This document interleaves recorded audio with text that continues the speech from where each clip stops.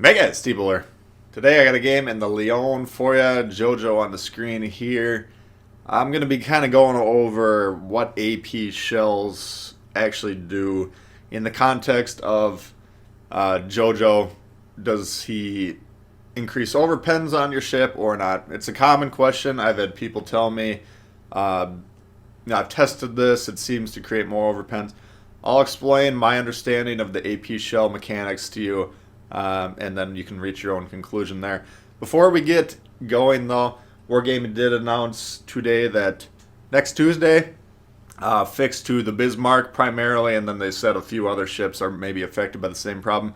The Turtleback's being restored. The Kriegsmarine is being restored here, so the Bismarck might emerge from the bottom of the pile on the Tier 7 battleships. We'll find out next week.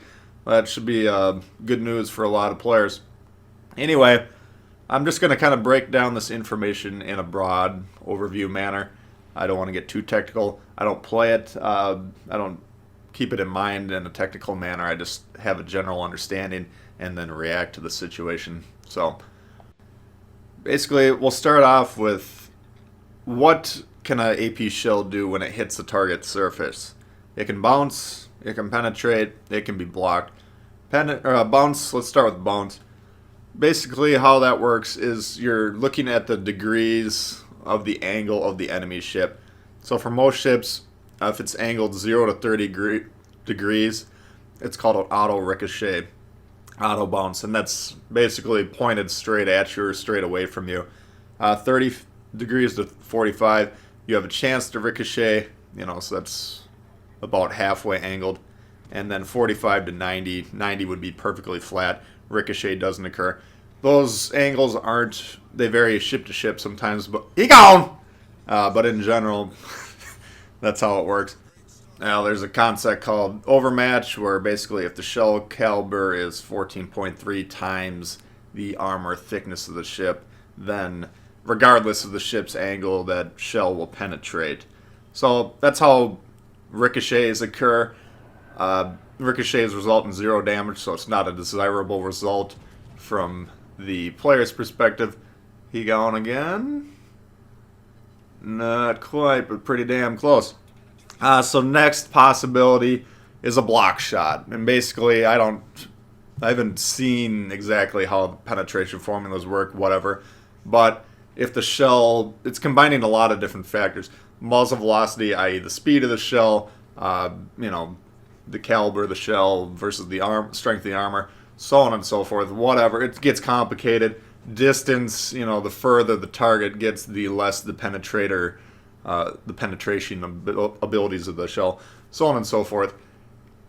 Too complicated for me to understand, certainly. Maybe you guys are smarter than I am, and if you want to elaborate on the comments, that's fine.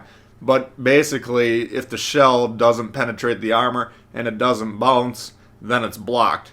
Now, in my mind, JoJo, who are the other guys? Yamamoto, and Gurren.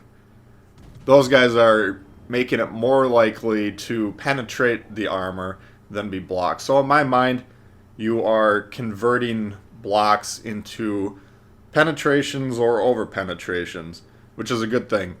Over penetrations result in a 10% damage shot. Basically, you'd look at your AP shell's characteristics. It lists the damage. That's the max damage. Over penetration, you get 10% of that. Not huge, but better than 0. Regular penetrations, I think you get a third of that damage. And then citadel shots, that's when you're getting the full damage that's listed. So citadels obviously are, sweet spots of the ship, usually kind of right at the waterline.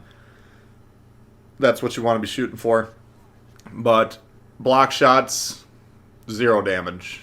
So increasing your ability for the shells to actually enter the armor, it's a good thing. You can do that through commander traits, or perks, I should say. At least that's what I call them.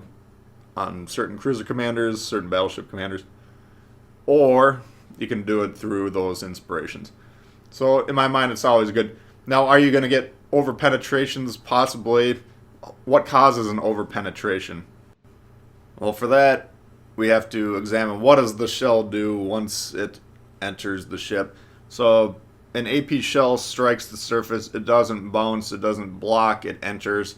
Then the next step is the shell, once it encounters a set amount of armor resistance, then it arms and it's programmed to go off, a very short time after that. British cruisers and certain battleships, they go off quicker, they have shorter fuses. We've been talking about that a lot with the cruisers coming out. But it continues to travel briefly, then it explodes. So if it hits a surface that's lightly armored, think like a low-tier French cruiser that doesn't have much armor at all, or a destroyer, the shell actually won't arm. It'll continue to travel. That'll count as an overpen. Still does some damage. It's better than the block, but it's not a massive hit. Or if it's going really fast and it hits a very narrow part of the ship, and before the shell actually explodes, it travels completely through the target, then that's another instance where it's an overpen. So when are you going to convert a formerly block shot that's been turned into a penetration due to our commander perks or builds? And when is that going to result in an overpen? Well, basically, if it's hitting a very narrow part of the ship, most likely. So, in my mind, it should be fairly rare that actually results when you're converting a block into an overpen. I think most of them are going to be converted from blocks into regular internal detonation penetrations. But you might get some overpens. But keep in mind, those overpens are getting 10% of your damage versus 0%. So I don't see a single downside for JoJo, Yamamoto, or Gurren adding those inspirations to your AP shells or increasing the AP pen through your commander builds. I can't think of a single downside of it. If anyone has one in mind, you can put it in the comments. But in my mind, it's a purely beneficial result. HE shells, for the record, I think their fuse is basically instantaneous, so they kind of explode on contact, so not necessarily anything that you need to worry about or think about for HE. HE shells you basically want to shoot for the lightest parts, lightly armored parts of the ship, so the superstructure or so on and so forth. Destroyers, you can hit them anywhere, basically they're really lightly armored, they're going to do damage. If you hit a heavily armored, side of the ship at the waterline with an HE shell, it's probably going to explode and do no damage because the damage that's being dealt can't actually get through the armor that's present. So I'm all for boosting the AP pen on my builds. I think it's very valuable. Common question I get is, should I put on Yamamoto or Lucian's? Lucian's increases the AP damage. Should I put on JoJo or Celiac? Celiac increases the AP damage. Here's how I think of it. Let's say you have a 3% increase with Lucian's. I have no idea what his values are. But on a regular penetration, that's going to add about, 40 damage per penetration. Whereas if you convert a single block into an overpen, let's say you're firing a battleship, or no, let's stick with the cruiser. That's probably 300 damage or 500 damage or whatever. So getting one block shot converted into a regular penetration or even an over penetration, that's the equivalent of hitting like 10, 20, 30 regular shots with the damage increase. Now, if you want to combine the pen and the damage increase, then yeah, you're going to be doing the maximum amount of damage there. But if you're trying to balance or think in your mind, should I increase the pen or the damage? In my mind, it's always better to do the penetration. And the penetration, when you're increasing these, basically the main thing that you're doing is increasing the shell's ability to do damage at range.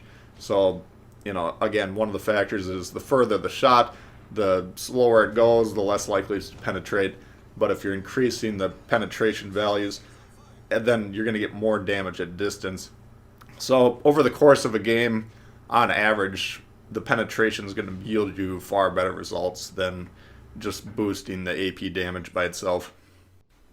So, like a lot of things World of Warships, it's easy to pick up the game and play, but understanding the mechanics, it's a complicated process. I'm not a massive numbers guy that's doing a bunch of formulas every time I pull the trigger. I just have a general feel for how things work, and knowing the shell icons, and they go penetration to block to overpen to ricochet. Those are those icons. If you keep an eye on those, you'll be able to read the situation and adjust your play accordingly. So that's going to do it for that one, guys. Hope you did enjoy it. Hope it helped. If you did like it, please hit the thumbs up. If you're new to the channel, consider subscribing. A lot of World of Warships coming all the time. Questions, comments, leave them below. I do love to hear from you guys. And we'll see y'all later. All right, peace.